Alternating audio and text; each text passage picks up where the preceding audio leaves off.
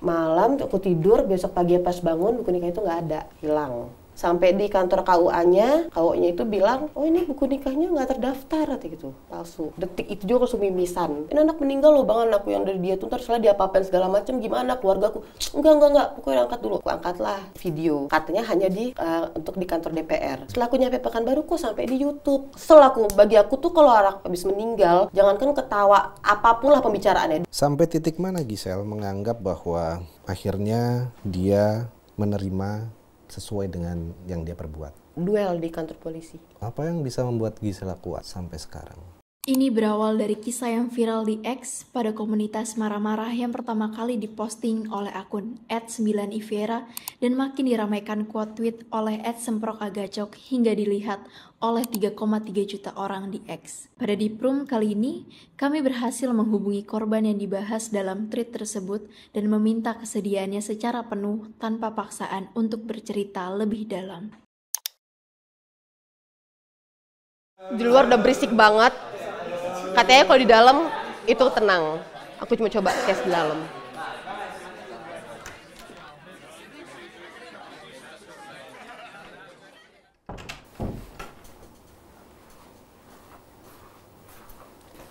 Halo.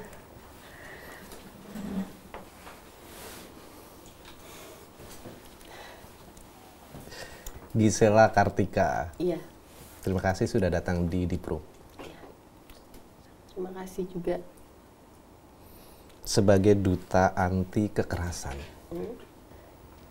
sering alami kekerasan?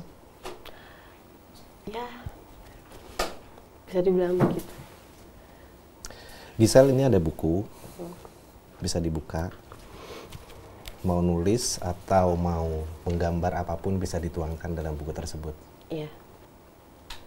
Seperti apa kekerasan yang sempat dialami? Kekerasan itu lebih ke pikiran. Lebih ke pikiran.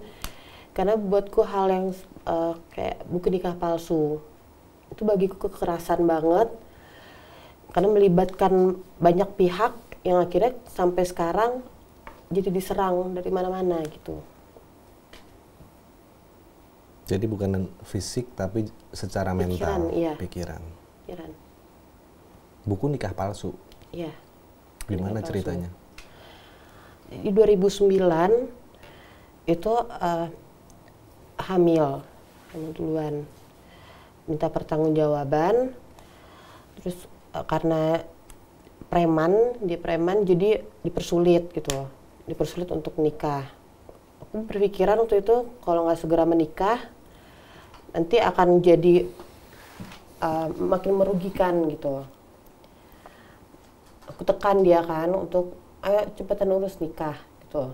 Terserah mau pesta kek, mau enggak kek gitu kan. Yang penting nikah gitu. Terus dia bilang, yaudah oke, kita nikah. Dan tiba-tiba pagi dia datang udah bawa penghulu. Dia bawa penghulu, nikah.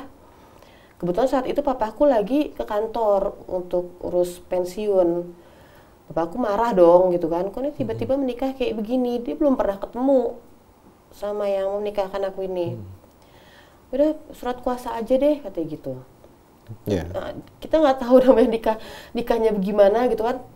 Nikahan ada mamaku dan seisi rumah itu cuma preman-premannya dia, komplotannya dia. Setelah menikah dapat buku nikah,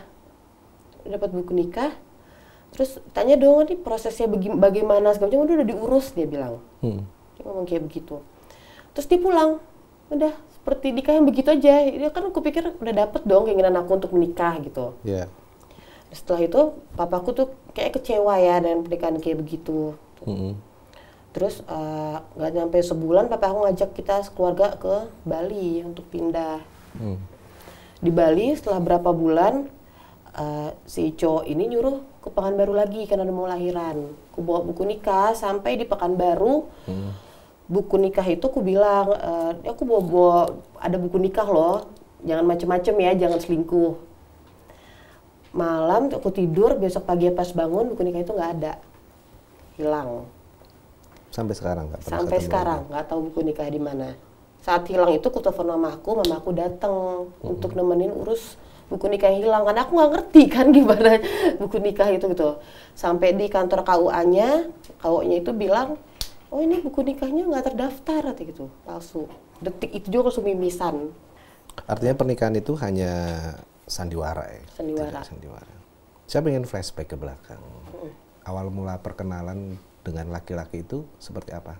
Jadi waktu SMA, itu memang kehidupan aku tuh lagi ya ikut kompetisi, seneng banget ikut kompetisi. Terus kalau weekend itu ya happy sama teman-teman gitu. Karena kota itu kota kecil, jadi kalau dugem ya, kalau dugem tuh satu ruangan itu tuh kenal gitu. Si ini, si ini gitu. Ya. Terbatas tempatnya. Terbatas, jadi kayak kita doang lah yang dugem gitu. Jadi weekend sekali. Nah, dia juga suka dugem gitu, dan dia selalu menggunakan kesempatan, cuman nggak pernah aku kasih kesempatan untuk dugem bareng aku gitu kan, untuk minum segala macam, nggak mau, karena dia ngebet banget sampai aku keselnya. Aku lagi deket sama cowok, pas pulang mobil cowok itu dicoret-coret sama dia pakai kunci. Kesel dong aku, mungkin karena dia nggak pernah dapet kesempatan untuk dugem kali ya. Yaudah aku jabanin banget, yaudah ya sini dugem, bilang gitu. Setelah dugem aku tinggal dia, gitu kan. Nah setelah itu dia makin penasaran kali ya, makin deketin, cuma aku nggak mau. Sampai aku tamat SMA, aku udah ke Jakarta, dia masih ngebet gitu. Dia masih ngejar. Nah karena cara dia penasaran itulah mungkin yang bikin aku jadi tergoda ya, apa aja dikasih ini itu gitu. Sementara aku sudah dapat itu juga dari keluarga, cuman cara dia tuh terlalu barbar dia ngejar-ngejarnya gitu. Dia tergoda akhirnya. Itu awal perkenalannya. Akhirnya jadilah terjadi hubungan. Terjadi hubungan. Setelah akhirnya berhubungan sama dia, itu rentang berapa lama sampai akhirnya melakukan pernikahan yang tadi disampaikan palsu? Awal kenalnya itu SMA sekitar 2006, 2007, pernikahan 2009, itu sekitar 3 tahun. Tadi sempat cerita juga ya, ikut kompetisi. Iya. Kompetisi apa? Model. Peragaan busana. Ya, seperti itu. Terus majalah, cover girl. Ya. Dulu ada juga kayak pemilihan gitu. Pemilihan ada model-model ya, gitu. Dan itu kejadiannya di Pekanbaru? Di Pekanbaru. Pokoknya ada kompetisi yang kira-kira aku bisa nih gitu, aku ikutin. Sampai lomba matematika pun aku ikutin. Semua berenang juga aku ikutin. Pokoknya kira aku bisa kok ini gitu, seneng gitu ikut kompetisi-kompetisi gitu. Seneng nyoba gitu ya, sesuatu yang baru. Gisel boleh diungkapin juga dalam bentuk tulisan, gambar atau apapun ya. Kan akhirnya sempat hamil ya. Hubungan sekarang gimana? Hubungan sekarang dengan? Laki-laki yang pertama tadi. Iya. Jadi sebenarnya itu udah belasan tahun ya, aku udah bener-bener pengen move on gitu dari dia. Nah, waktu dia setelah anak meninggal,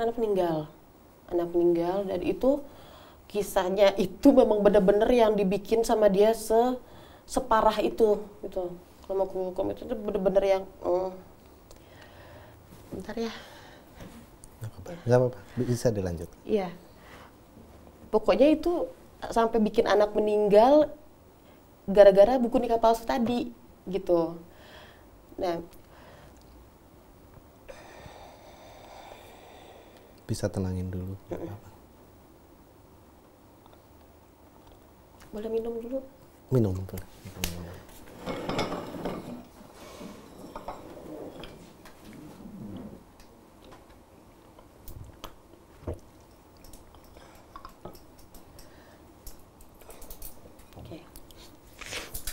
Jadi kalau pertanyaannya gimana hubunganku sama dia, sebenarnya aku pengen bener-bener udah cut, nggak mau lagi komunikasi sama dia. Bahkan untuk ketemu, untuk nyebut nama dia aja sebenarnya udah nggak pengen, gitu. Karena anakku sempat meninggal, anakku udah meninggal waktu yang dari dia. Terus setelah anak meninggal, aku di penjara. Iya, di penjara. Kemudian setelah itu aku cuma dalam jangka waktu 2-3 bulan aja aku langsung udah survive nih gitu, aku nggak pengen inget-inget lagi, aku kerja, aku segala macam. Dia muncul lagi, aku udah lamar lagi kerja ke tempat lain, dia muncul lagi.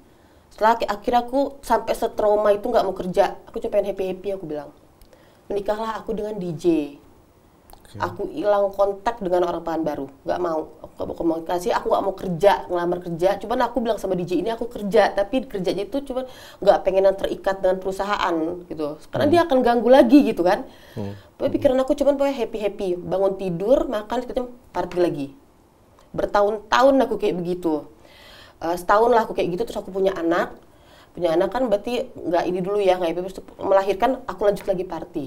Aku nggak pengen nyebut nama orang itu gitu. Hamil lagi, udah punya anak lagi, terus aku lanjut kayak gitu, ngurus anak. Malamnya aku telepon mamaku ngurus anak aku party. Lagi kayak gitu sampai 3 anak aku. Aku bilang ini kok aku dikasih anak terus ya, gitu. Kalau aku terus-terusan party nih, mamaku yang ngurus tiap malam kayaknya nggak juga gitu kan. Akhirnya aku bilang aku tinggalin itu lingkungan party itu. Aku pindah ke Depok, dari Jakarta aku ke Depok. Aku fokus ke anak-anak.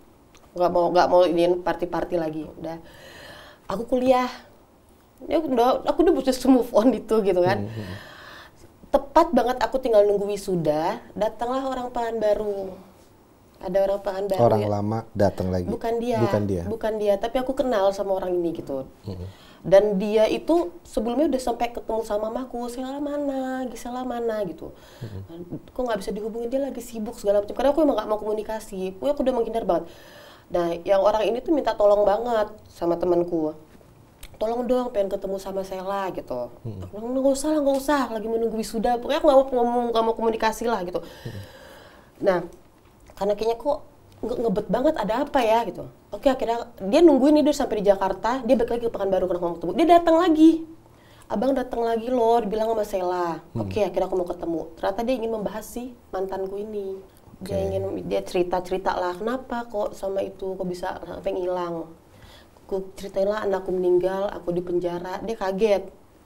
Dia bilang, memang dia pesan, Sela nanti itu tolong diangkat lagi ya. Kalau memang dia jadi terjun ke politik, dia bilang. Tapi dia nggak orang politik. Kenapa? Karena orang kayak gitu nggak pantas. Katanya, abang ini di Pekanbaru, Sel, dia bilang gitu. Tapi terserah Sela lah. Itu aku nggak mau terlalu mikirin, aduh, gue buka lagi dong berarti ini kisah gitu. Gue udah belasan tahun sampai udah kuliah, tinggal nunggu wisuda loh gitu. Setelah aku dari ketemu abang itu, ada lagi telepon orang partai. Dari mana dapat nomor telepon? Menyampaikan hal yang seperti itu juga. Ini ada apa nih di Pekanbaru? Sebenarnya tadi dia nggak mau kepo, cuman kok sampai seorang orang sepenting ini nih yang nyari gitu kan. Sela, apa kabar? Segala macam. Sela, hubungilah ini nih. Dikasih tolong nomor telepon orang yang penting-penting di Pekanbaru. Hubungi Sela katanya. Untuk apa bang? Katanya. Butuh pokoknya katanya. Kok dia yang butuh aku? Harusnya kan aku yang butuh gitu kan. Mungkinan Sela nih yang bisa bantu katanya gitu. Terus kok aku kepikiran ya, itu kan orang-orang itu ya, yang dikasih nomor teleponnya aku nggak pernah kontak-kontakan, cuman aku tahu dia terkenal gitu. Aku telepon lah nomor telepon ini. Aku masih inget banget ya, serius ini Gisela. Video call nggak percaya aku yang telepon gitu. Iya, terus udah, abis itu udah matiin telepon, cuman sekedar kenalan. Sela bisa nggak tolong ke Pekanbaru? Oh itu Pekanbaru segala macam. Nah, apa ya kok? Dan aku juga nggak tahu kok abis itu. Nggak, oke deh, Pekanbaru deh ada apa ya? Setelah belasan tahun aku ke Pekanbaru, nggak pernah ziarah ke tempat anak aku. Saking aku nggak mau berhubungan sama orang ini dulu. Cukup aku doa dari Jakarta.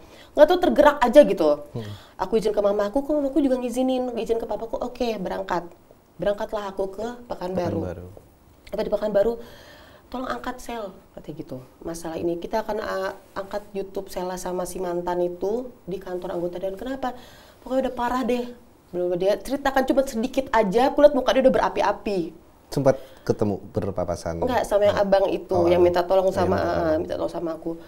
Terus, dan aku nggak ngasih permintaan ini itu, karena aku pikir ya dia minta tolong aja aku udah shock gitu loh. Dia siapa gitu sampai minta tolong perempuan yang kayak begini aja yang udah ngilang gitu kan, dengan segala masalahku gitu. Ya udah oke bang saya tolong gitu kan, saya buat itu. Iya Sel, pokoknya Sel tenang aja deh, nggak akan ini anak meninggal loh bang, anakku yang dari dia tuh ntar Sel dia apa-apain segala macam gimana keluargaku. Enggak, pokoknya angkat dulu. Aku angkatlah video. Katanya hanya untuk di kantor DPR. Setelah aku nyampe Pekanbaru kok sampai di YouTube. Sempat dia publis dipublish di tanpa izin. Dia bilang katanya, iya Sel maaf ya Sel, tapi tuh yang ngeliat tuh petinggi-petinggi semua. Ya justru itu, gue bilang kenapa di YouTube? Maksudnya di kantor DPR ini keluarga jadi pada tahu yang belum tahu, gue bilang. Kalau gue keluarga jauh pada tahu. Yaudahlah Sel nggak apa-apa, yaudahlah kita nggak terlalu inilah, aku nggak pernah itu terserah deh gitu. Muncullah lagi orang lain yang nelfon, minta tolong angkat mahasiswa. Ini mahasiswa ini aku juga nggak pikir panjang. Kenapa aku juga mau sampai bentuk? Karena dia bilang katanya teman-temannya juga di penjara sama si mantanku ini. Oke. Ya. Jadi dia di penjara nih Sel, teman abang, katanya gitu. Kita lagi ngangkat masalah korupsi dia di sekolah macam. Oke bang, kita angkat lagi tuh masalah itu. Datang lagi nelfon, dibuatlah spanduk di kejaksaan langsung soal permasalahan anakku meninggal. Aku makin yakin, oh memang terlibat nih keluarga mantanku ini, anakku meninggal gitu. Jadi tuh sempet kepotong lagi gitu kan. Aku tunggu nih mereka ngubungin gitu kan. Makin hari kok ini orang kayaknya putus segala macam, putus lagi, ntar ada lagi nelfon lain, kayaknya nggak bisa nih aku tinggalin nih, aku bilang. Sekarang aku bener-bener aku jabanin. Bener-bener aku langsung yang terjun gitu. Udah nggak usah deh aku terhilang ke Jakarta dulu, terbolak aku tunggu di telepon, ada masalah enggak. Aku standby aja nungguin. Aku standby kebetulan dia ini mencalonkan diri jadi pejabat, jadi pimpinan daerah lah gitu ya. Di Pekanbaru. Iya, itulah akhirnya aku harus berpapasan sama dia. Gitu. Tadi aku menghindar banget, nyebut nama dia aja udah males gitu kan. Aku harus hadapin nih, aku bilang. Artinya nih. Jadi sekarang hubunganku sama dia, aku nganggep udah lu nggak usah aku disetir sama bikin YouTube lah, mahasiswa demo lah. Sebelumnya kan seperti itu. Ini enggak. Sekarang dengan kemauan aku. Dia mencalonkan diri, aku hadir di situ, aku liatin. Gitu. Pergerakan apapun terserah mereka, tapi aku sesuai dengan gerakan aku gitu. Dia datang, aku jabanin. Dia main medsos, aku juga main medsos. Gitu. Aku lawan banget gitu. Gitu sekarang. Jadi hubungannya sekarang aku lagi ngelawan dia banget. Lagi ngelawan dia bang. Iya, hubungannya begitu. Gisel, saya coba tarik ke belakang, tadi sempat cerita ya bahwa sempat di penjara ya, sempat ditahan. Iya. Bisa cerita nggak Sel, itu kenapa? Jadi tuh habis anak meninggal, itu cuma dalam waktu beberapa hari aja. Kan aku tinggal di mertua waktu itu, karena orang tuaku di Bali. Aku sedihnya tuh orang tuaku belum sempat ketemu sama anak gitu. Jadi aku melahirkan di Pekanbaru, orang tuaku nggak datang, karena papaku juga masih kecewa gitu kan pernikahan kayak gitu. Cuman kalau lihat foto gitu kan, nanti papa kesana, nanti mama kesana itu. Kalau bisa bawa aja ke Bali. Sempat ngomong gitu, nggak salah papa nyamperin, bawalah ke Bali. Tapi karena masih bayi banget kan, jadi aku belum bawa ke Bali nih. Anak meninggal. Dalam beberapa hari itu aku masih shock banget kan. Dia udah izin kerja, ada proyek katanya kerjaan. Ya udah, oke, dia pergi. Terus dia, aku dapat kabar dari temanku, Sel, itu mantanku itu lagi ketawa-ketawa katanya di tempat proyek itu. Kesel aku, bagi aku tuh kalau orang habis meninggal, jangankan ketawa, apapun lah pembicaraannya, dikelitikin aja nggak boleh ketawa bagi aku. Anak habis meninggal, itu bagi aku gitu ya. Aku nyusul nih, aku cari dia, kan Pekanbaru kota kecil. Nggak tahu, rezeki aku banget ya, pas aku sampai sana dia masih lagi ketawa memang. Depan mataku dia ketawa. Anak baru meninggal beberapa hari loh itu. Nggak pikir panjang, di mobil teman aku itu dia memang suka bawa senjata tajam juga kan. Aku pakai sangkur, aku langsung ngancam dia, aku bilang, aku mau pulang ke Bali, aku bilang gitu. Jangan ganggu lagi ya abis ini, aku bilang. Pokoknya urusan anak, aku juga minta anakku makamnya dipindahkan ke Bali. Aku nggak mau anakku di Pekanbaru, aku bilang. Aku nggak mau lagi ingat-ingat Pekanbaru dulu, aku bilang. Iya, karena dia takut dong aku ancam gitu. Selesai ya, aku pesen tiket ke Jakarta ya, ke Bali. Jakarta terus ke Bali ya. Di perjalanan mobil dicegat sama gerombolannya dia. Terus pas dicegat turunlah preman-preman. Ternyata di antara preman-preman itu ada turun katanya. Turun dong aku sama temanku kan. Naiklah mereka ke mobil. Kita nggak kepikiran apapun itu gitu. Pas mereka naik ke mobil, mana tadi sangkurnya? Sangkurnya kita udah buang memang di jalan. Terus kita tahu kita dibuntutin itu, kita buang di jalan.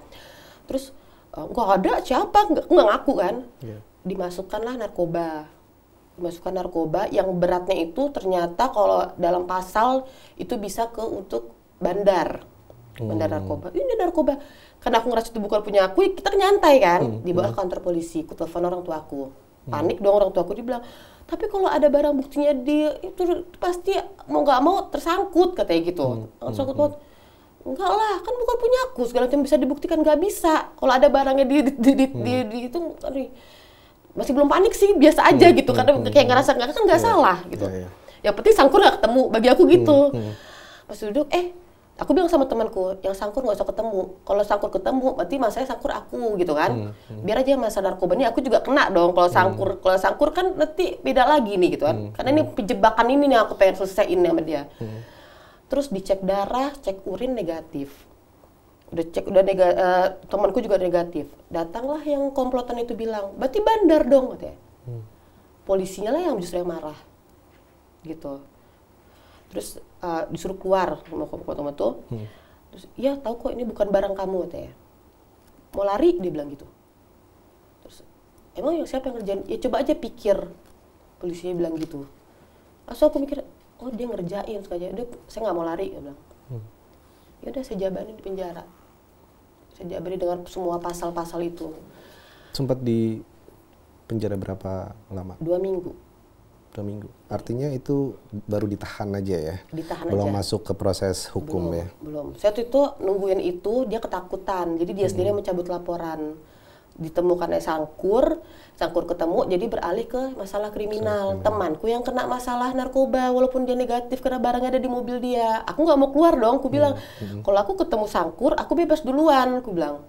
Karena masalah kriminal itu, biar aja nggak apa-apa kita aku temenin. Ditemukan Sangkur, jadi aku keluar duluan, katanya nanti dibebasin juga yang temanku. Ternyata nggak dibebasin sama dia. Oke, artinya ini ada indikasi jebakan gitu kan? Ya. Pertanyaannya, kenapa dia justru tega melakukan itu? Gitu. Apa yang dia mau gitu? Ngapain dia melakukan itu? Jadi setelah terjadi penjebakan itu, karena dia bilang, udah minta maaf aja, pertama gitu masuk. Enggak mesti nggak mau minta maaf nih kan. Terus udah gitu, dia datang, dia bilang gini, suruh dicabut laporan buku nikah palsunya, dia bilang gitu. Kalau nggak penjarain aja dia. Tuh aku denger kok, dia bilang gitu. Langsung aku tek loh, kok dia nyuruh cabut buku nikah itu gitu. Sementara di buku nikah palsu itu, yang terlapor itu penghulunya. Dia masih sebagai saksi, kenapa dia harus nyuruh cabut? Gitu loh. Di situ aku makin, oh enggak, aku nggak akan cabut, bilang. Penjarain lah, bilang gitu. Penjarakan lah, aku nggak apa-apa. Aku di penjara, dimasukkanlah ke sel yang bareng laki-laki. Padahal kan di atas kan bagian yang biasa yang laki-laki yang di bawah itu yang tahanan polisi gitu. Nah, kalau memang kan aku yang perempuan nih, yang di tahanan polisi itu kosong, padahal nggak ada orang, kenapa aku nggak di situ gitu loh. Tapi ditaruh aku digabungnya sama laki-laki, puluhan laki-laki. Ada yang kasus ini, kasus itu, semua ada kasus itu. Mungkin biar aku nggak kuat kali ya. Jadi tiap aku dibuat BAP gitu, aku harus diborgol. Diborgol, habis itu juga dia selalu permintaannya buku nikah, mencabut buku nikah palsu, aku nggak mau. Sampai ketahuan kalau buku nikah itu ternyata palsu? Karena buku nikahnya hilang. Buku nikah hilang. Bagi aku buku nikah itu berharga banget untuk bukti nih dia udah nikah sama aku gitu. Jadi aku panik pas buku nikah nggak ada ya gitu. Aku telepon mamaku langsung datang. Ditemanilah kita ke KUA. Kan katanya nggak terdaftar. Jadi nggak bisa lagi nyetak buku nikah katanya gitu. Nggak bisa dicetak buku nikahnya kan belum terdaftar katanya. Karena kita nggak ngerti, karena aku nggak ngerti apa maksudnya gimana nih kalau nggak bisa dicetak gimana gitu kan. Ya udah bikin lagi aja, nikah lagi aja. Akhirnya mamaku manggil pengacara, situlah diurus. Barulah situ ketahuan permainannya dia. Ya. Pasti cukup sangat menyita energi, waktu dan pikiran pasti ya. Apa yang bisa membuat Gisela kuat sampai sekarang? Selalu mikir, sebelumnya aku dirawat sama orang tuaku gitu ya, dirawat, dididik gitu, didukung gitu untuk jadi orang yang selalu bangkit gitu. terus suka ikut kompetisi gitu kan. Masa aku nggak bisa sih ngalahin dia? Dia bikin masalah sama aku, masa aku nggak bisa ngalahin sih? Dia kan berarti pengen aku down. Aku harus down gitu. Aku harus bisa buktiin nih gitu kan. Setelah dia mengkacaukan semua prestasi-prestasi aku yang udah ku bentuk gitu kan, dengan hamil di luar nikah, buku nikah palsu, aku bisa kok bangkit lagi gitu. Bangkit lagi, nikah lagi, punya anak kok aku punya anak lagi gitu. Memang aku dididik untuk kompetisi terus gitu. Jadi bagi aku dia bikin masalah gitu, itu lawan aku berarti. Aku harus menang dari dia. Jadi aku kayak gitu. Dan makin kesini aku ngelihat dia tuh sebenarnya, jujur ya, lama-lama kayak bukan lawan aku gitu loh. Makin kesini makin aku gali gitu ya, pernikahannya dia, jujur aja dengan pernikahannya dia, terus kelakuannya dia, ini mah bukan lawan aku sebenarnya, apa ini gitu, siapa ini? Nggak sportif orangnya, kelicikannya gitu kan. Cuman orang Pekanbaru yakinnya aku bisa gitu loh, untuk menjatuhkan dia karena sifatnya dia sendiri ya, bukan kita yang pengen ya, bukan kita yang pengen dia jatuh, enggak ya gitu. Jadi itu yang bikin aku tuh kayak survive gitu, walaupun kelihatannya kayak stres gitu, nggak masalah gitu loh. Yang penting stres aku bukan untuk ngerugiin orang yang nggak jahat sama aku kan, stres aku ini untuk merugikan orang yang udah jahatin aku kan. Itu sih pikiran aku. Siapa Sel yang orang terdekat yang paling mensupport sampai saat ini? Anak-anak, mama aku juga sih, teman. Mungkin kalau mama papaku aku lebih banyak malu ya. Terus lebih banyak sadar dong, ngecewain banget. Belum sempet nih aku bahagiain tuh belum. Dulu kan sempet ngebahagiain banget sampai tiap aku menang tuh mereka nangis gitu kan. Seneng gitu. Terus belum lagi dengan nilai-nilai di sekolah gitu. Kayak happy lah. Nah, sekarang tuh kayak malu gitu. Jadi lebih kayak support tuh ya anak gitu. Karena kan anakku yang satu udah meninggal kan, jadi dikasih anak tuh, Tuhan tuh kasih aku 3 loh. Sekarang 3 total anaknya, dengan suami yang kedua. Ya. Dan begitu suami aku itu Arab pula, yang nggak pernah kebayang sama aku sama sekali dapat orang Arab gitu. Kupikir kan kalau orang Arab itu pasti nyari perempuan yang perempuan banget, yang di rumah gitu, yang nurut. Kok mau sama aku gitu kan? 3 lagi anak gitu. Jadi kupikir oh ini mungkin ya tadi ku bilang ini bikin aku survive gitu kan. Makin aku harus tunjukin ke orang, aku bisa kok ini bangkit terus gitu. Oke, Gisel. Maksudnya WNA ya, warga negara asing dari Arab. Enggak, gitu. Udah WNI. Udah WNI, iya, tapi keturunan Arab. Dan akhirnya harus berpisah juga ya dengan yang kedua ini. Bisa juga. Nah kalau Arab itu masih ya sama perempuan gitu-gitu. Terus juga kan DJ juga ya, aku bilang tadi aku nggak mau terlalu sering lagi party-party kayak gitu. Bahkan kalau bisa udahlah nggak usah rame-rame lagi deh party-party, kalau mau denger musik ya udah gitu, cukupin aja. Kalau dia kan memang DJ kan berarti ada yang nggak kenal lah party ya sama orang yang entah siapa-siapa gitu loh. Aku nggak pengen lagi yang kayak gitu, jadi aku tinggalin dia. Dia juga memang minta ditinggalkan juga. Aku fokus ke anak. Rentetan perjalanan panjang ya Gisel ya, yang sampai sekarang permasalahan lama yang akhirnya mengemuka lagi. Yang paling diharapin dari Gisel sebenarnya apa dari rentetan peristiwa ini? Sebenarnya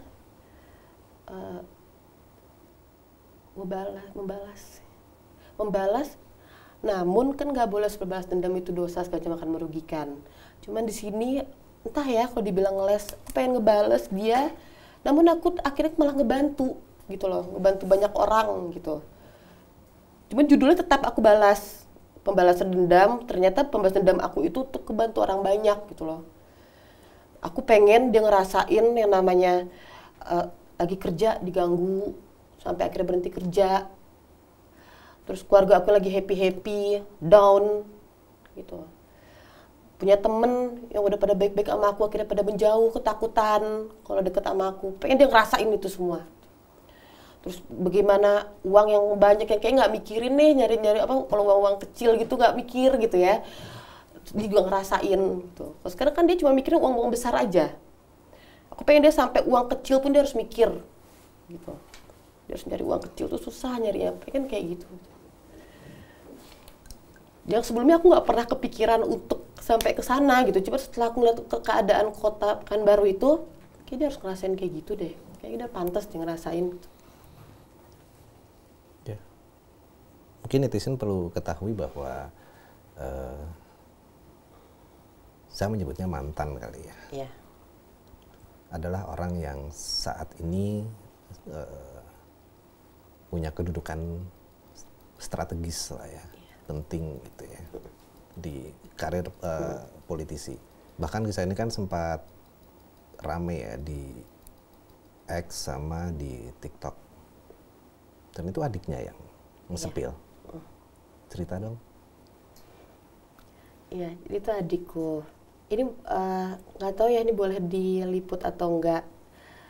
Sebenarnya awal mulai itu kenapa adikku ku izinkan dia untuk komen segala macam, tadi kan nggak pengen keluarga ini ya show juga gitu kan, turun juga. Aku keselnya gini loh, ini politisi ini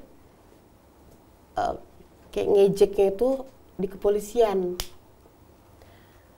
Aku ngelaporin apapun susah banget, tapi dia begitu ngelaporin aku sampai ngefitnah, kena aku. Berapa kali melaporkan berarti ke kepolisian? Apa yang poin Ya, apa yang dilaporkan? Buku nikah palsu. Iya. Diduga palsu ya, saya Diduga tekankan palsu, karena iya. belum ada Iya. pembuktian secara hukum. Iya. Namun kan sering berjalan waktunya kan ketahuan dia yang memalsukan. Orang-orangnya tahu siapa, gitu. Nah, pas setahun yang lalu, belum sampai setahun yang lalu, terungkaplah di kantor polisi si mantanku itu sebut mamahku yang nyuruh buku nikah palsu. Jadi itu aku pikir gila ya, polisi diacak-acak sama dia gitu. Jadi aku pikir, oh oke, aku pengen gimana caranya tanpa aku harus jadi politisi, dia nggak bisa nih ngelaporin aku. Mau aku di medsos kek, mau aku nggak punya duit kek, mau aku ngata-ngatain dia kek, seperti yang dia lakukan. Terus mau dia kan seenaknya itu. Terus tapi aku bukan aku pengen mengacak-acak kantor polisi loh gitu. Cuman aku pengen apa yang aku seperti dia yang tidak jadi aku ngelawan dia bagian yang kayak gitu. Aku ngelawan dia nih, lo nggak bisa ngelaporin, gue nggak bisa ngelaporin lo juga nggak akan bisa ngelaporin gue. Apapun yang gue lakuin, mau gue hina lo kek, mau gue, ini kan belum kekerasan ya, mau gue, tapi gue nggak sih ngejebak sih nggak, cuma apapun deh, mau ngata-ngatain di medsos kek, bodoh amat. Gitu. Jadi akhirnya adikku lah aku ajak dan ya. Gak nyangka juga ternyata viral gitu kan, viral. Terus dan mamaku tuh standby terus gitu untuk membantu di medsos. Adikku juga dengan segala kesibukannya kan. Mungkin publik akan bertanya ya, Sel ya, Black Campaign nih, momen nih. Iya. Begitu atau gimana? Sebenarnya enggak. Sebenarnya enggak. Aku udah pakai cara hukum. Enggak gagal. Aku pakai cara orang-orang yang kesel sama dia, musuh-musuhnya lah, preman-premanan, nggak bisa. Mahasiswa, nggak bisa juga. Selalu dia yang menang.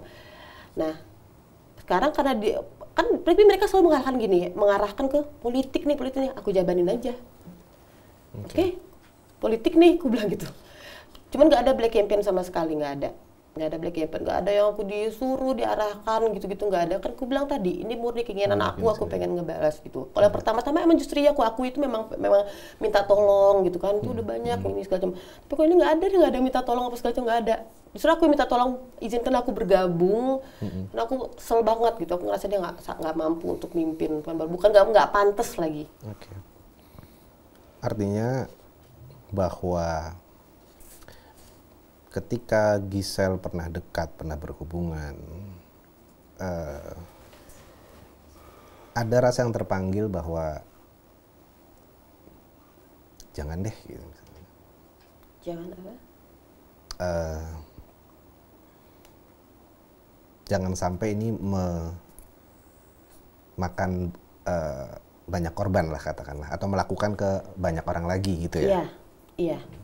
Iya, memang seperti karena aku yang tadi bilang, aku pengen balas dendam, dia harus merasakan supaya apa? Supaya dia tidak melakukan lagi ke orang lain, gitu loh. Pengen kayak gitu, seperti oke lah kalau perempuan mungkin dia nggak bisa gituin perempuannya karena dia punya istri, oke lah gitu. Dan ternyata istrinya juga nyari masalah kan, gitu. Istrinya banyak ikut terlibat lah pokoknya. Terus untuk yang ke orang-orang lain nih yang mempersut kerjaan orang lain segala macam gitu, biar aku aja yang balas deh, dendam. Pasti orang tuh kesel dong semuanya gitu kan. Ya udah aku aja yang ngebalas dia kesalahan aku yang tadinya aku udah kututup dengan party aku, dengan abis itu partiku tinggalin aku udah ngurus anak, udah happy kuliah. Ya udah oke deh, aku buka lagi deh sakit hati aku. Gimana caranya dia nggak dapet kerja segala macam biar orang lain nggak dicegat juga gitu loh.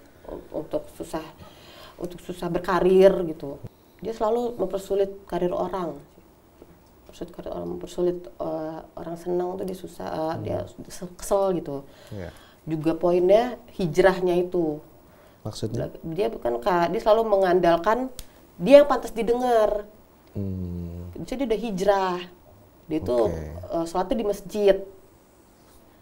Terus habis itu dia juga dia tanya aja ke polisi. Kalau emang aku salah, aku dihukum dong. Dia selalu mengarahnya kan ke saya, jadi berarti dia bener dong gitu kan. Disitulah aku pengen, itu yang aku lawan nih, nggak ada itu kayak gitu-gitu gitu loh. Settingannya dia itu, bukan mengalir itu kalau yang dia lakukan. Ya kalau berbicara hijrah, maaf ya kan saya juga alhamdulillah dapat anak Arab. Saya udah mengenal keluarga Arab. Namanya hijrah ya hijrah. Sebenarnya memang pada aku udah belasan tahun ya nggak ketemu dia. Cuman beberapa beberapa waktu gitu ya. Ya aku ternyata nggak 1-2 ya permasalahan yang harus selesaikan sama dia ini gitu loh. Datang lagi di masalah hijrah. Ya dia mempermainkan kata-kata hijrah. Datang lagi di masalah dia itu nyerang keluarga aku gitu kan. Dia udah kurang ajar banget tuh sama aku, sama adik aku. Tanpa dia menyakiti dengan medsos. Masih berani loh dia dengan komen, belum minta maaf nih, tadinya permintaan adikku sama mamaku cukup minta maaf. Kurang ajar kan gitu. Ternyata banyak banget yang harus aku selesaikan sama orang yang tadi itu nggak pantas lah dia kayak gitu loh. Iya. Sampai titik mana Gisel menganggap bahwa akhirnya dia menerima sesuai dengan yang dia perbuat? Duel di kantor polisi. Duel. Tantang duel? Iya, duel. Pengen duel sama dia di kantor polisi. Harus duel? Iya, harus duel. Gak mau diwakilkan, tidak mau pakai uang. Tidak mau uang terus gak ketemu, gak. Duel dulu. Soal permintaan aku, apa sih, pengennya apa, itu terserah aku mau ngomong apa. Aku bisa berubah kapan aja, tapi tidak pernah bisa berubah dalam perintah aku duel. Aku pengen duel sama dia. Mau dibilang, saya bisa diremehin lah gitu ya, nggak pantas ngelawan.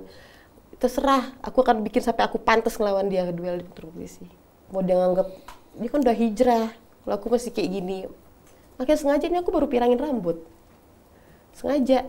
Makin dia bilang aku nggak pantas untuk ngelawan dia, makin ku sengajain. Sampai akhirnya dia ngerasa dia nggak pantas ngelawan, mau nggak mau dia harus nerima tantangan aku, duel di kantor polisi. Karena sumber permasalahannya adalah pertama kali kasus buku nikah palsu di kantor polisi. Itu poin akar permasalahan yang sebenarnya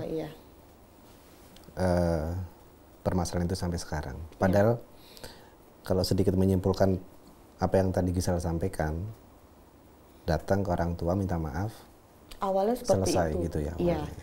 Dan ternyata setelah aku ini, ternyata nggak boleh cuma sekedar maaf.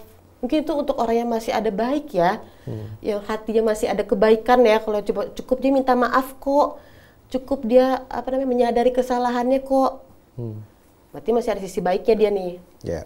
Tapi kok makin kesini nggak pantas dia cuma sekedar minta maaf. Nggak pantas dia cuma sekedar mengakui kesalahan. Nggak pantas. Duel. Serius duel. Mau lo hijrah, mau gimana, mau tetap duel, itu menurutku. Sekuat itu ya untuk. Karena itu yang aku selalu kembangkan gitu ya, pengembangan aku tuh seperti itu gitu loh. Itu nggak bisa diwakilin, mau diwakilin mamaku, papaku, siapa nggak bisa. 1 lawan 1 aku sama dia, kantor polisi.